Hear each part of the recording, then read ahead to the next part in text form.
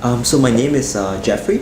I come from Singapore and I run a non-profit called Choson Exchange. We basically focus on developing the entrepreneurial ecosystem in North Korea by running training on economic policy, business, entrepreneurship, or urban planning in North Korea. We've doing it over the last 12 years.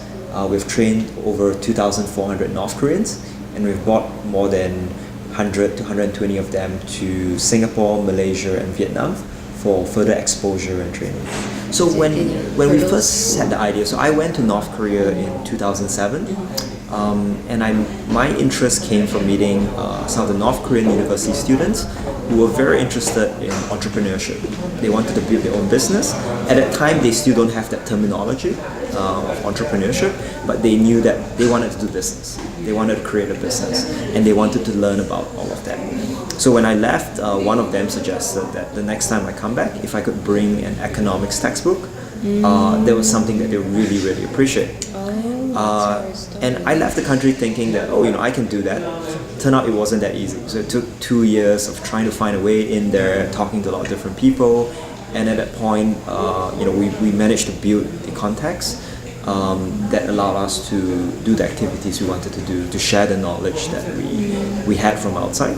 When we use entrepreneurship training, it's very different from what we would do in any other context or most contexts in the world, right? Whether it's Vietnam or Singapore or South Korea, because these are very developed economies with very well-defined institutions that support entrepreneurship, right? In North Korea, a lot of the things we have to do are very basic training and education, and also work around policies and institutions. So for example, there is no private enterprise law in North Korea.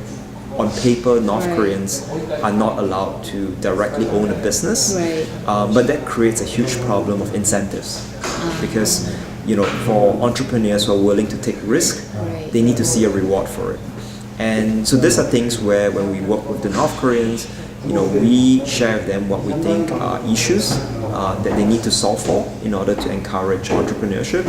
I think we share a common interest in that everyone wants economic livelihoods for North Koreans to improve. And we point out to them how entrepreneurship has helped other countries achieve that, and they're interested in it, but they also recognize there are constraints in the system. But what this allows us to do is to start creating a dialogue with the North Koreans, to help them understand that if they want to create the right kind of innovation system, they want innovative, technologically driven companies to come up, they need all these elements in place. So we have a discussion with them. They're not able to implement everything right away, but at least gets them thinking and understanding what some of the issues are. So there are many North Koreans who are building and running companies, but on paper, officially, they don't own it. So they might have an idea. It's technically parked under a state-owned enterprise, but they're given a fair amount of autonomy in running the business. And they also share in profits of the business. So that structure exists in North Korea today.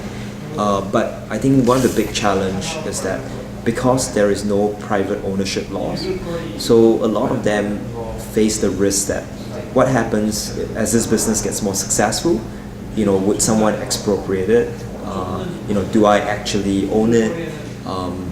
Do I actually enjoy the benefits of building this business? So that's a very critical issue that sector faces in North Korea in order to develop a functioning entrepreneurship ecosystem.